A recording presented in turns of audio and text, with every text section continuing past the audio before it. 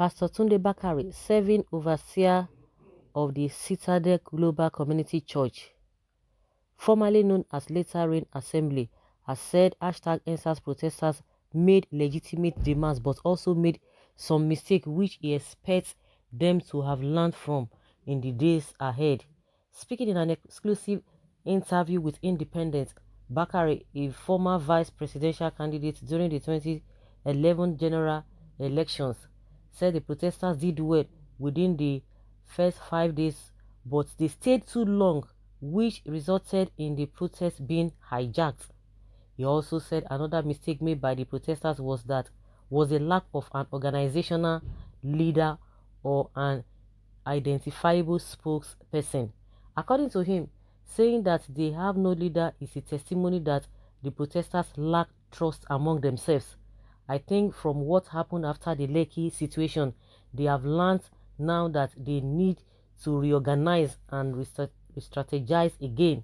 They did well within the first 5 days. Unfortunately, they dragged it perhaps too long, and if you linger, you will litter. Like the Yoruba would say, okay, since when you tarry for too long, defecating, all kinds of houseflies eventually perch on you. They would have learned from some of the mistakes they made, and they will do better things in the days to come. I encourage and support that we must do things from the ambit of the law and order. When they said they have no leader, it is because they don't trust themselves. Leadership requires trust. Or when they say we have no leaders, we are equal leaders. Wherever happens, you are playing what I call class suicide. In the book of Judges chapter 19 verse 21 and 21, the Bible records that there was a time in Israel when there was no king and every man did what pleased him. By chapter 1, a whole generation was wiped off and they had to look for the remnants that are left. They had to marry for them so that the tribe will not be wasted. It will require trust to give and take for them to select leaders amongst themselves. Every nation deserves the leadership it gets, so the leader deserves the types of followers that follow them. Also speaking on the threat by the youth that older politicians will not be allowed to participate in the 2023 general elections, Bakare said those clamoring for that are misguided, as the country needs both the youth and older ones to achieve stability in the polity.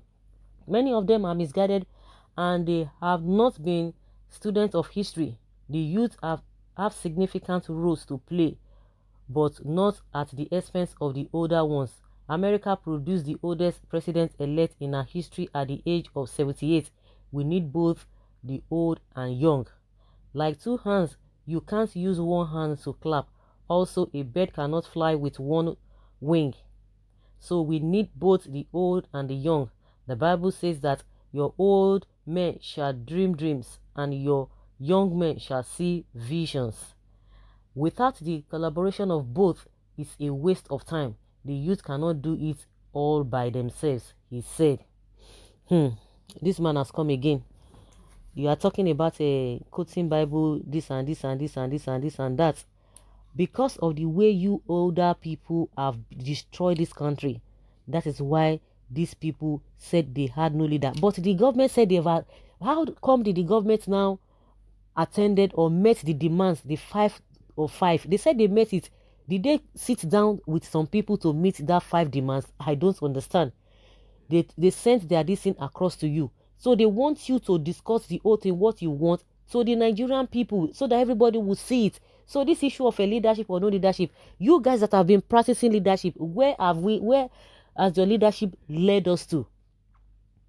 He's talking about it would have been a very good advantage, even because you see that even in America too, most of the time you see that the elderly ones are the ones in charge, and the younger ones are not even clamoring for that, because there is a system in place that everybody is following. So whether you are from party A or party B, or you are from the north, you are from the south, all over the America, nobody is going to say, oh, we want this person, apart from people being affiliated to parties and what have you.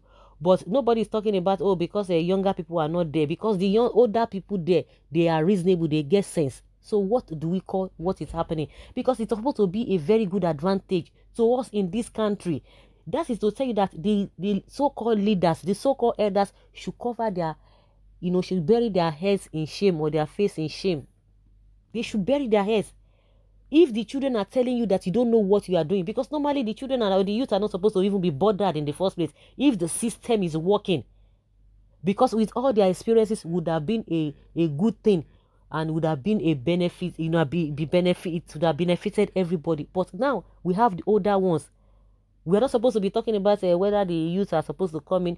Unfortunately, a lot of youth, they have groomed a lot of youth. Evil begets evil.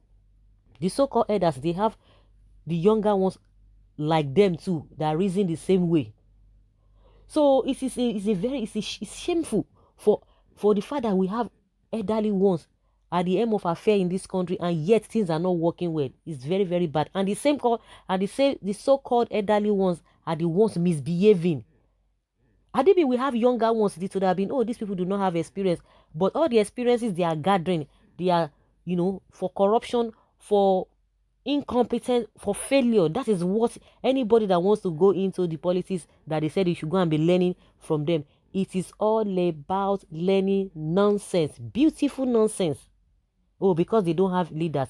But how were they able to meet up the 5 demands they presented to them? Did they not see it? So what are we talking about? It's just an excuse. And what they wanted to do that made people or made them to say this and that, they didn't have leader. And that is what is still happening now. All of you that they're always talking as if they have sense. All the sense that you people are portraying that you have, see where it has landed us. Nobody's going to be believing anybody. It's just like a child telling the parents, I don't even want you anymore. The parents should go and sit down and think of their lives. Because if your children are now more sensible than you, there's a problem. When you guys were protesting, did anybody give you a timeline? Did the government of the day, even the so-called BAKARE, you guys were jumping from pillar to post, talking about Occupy Nigeria. Did the government give you time frame? Or was it not until when you were satisfied? Please, you can correct me in the comment section. Was it not when they were satisfied, when the government had to respond to them before they left? Did the government, did they remove this thing? They didn't remove it again, the fuel subsidy. So what is this man telling us? What is he telling us? They will come and be talking because they have opportunity of carrying microphone. They will just be talking. Well, it is those who are listening to them who are not deep thinkers. Anybody can just tell you anything. You will not even process it and think about it. Think it through before you begin to act. But unfortunately, we have a lot of gullible people, all in the name of, oh, we are listening to one person who says the man of God. And meanwhile, the same BAKARE told us that the Lekki incident was a drama shot in another place. And they said it was a this thing. It was a army. It's the same Tunde Bakare that is telling us, now blaming them that they stayed too long. That was why the whole thing, they hijack it. And you guys are not ashamed that you have hoodlums that can hijack peaceful protesters. And you guys are priding yourselves over that.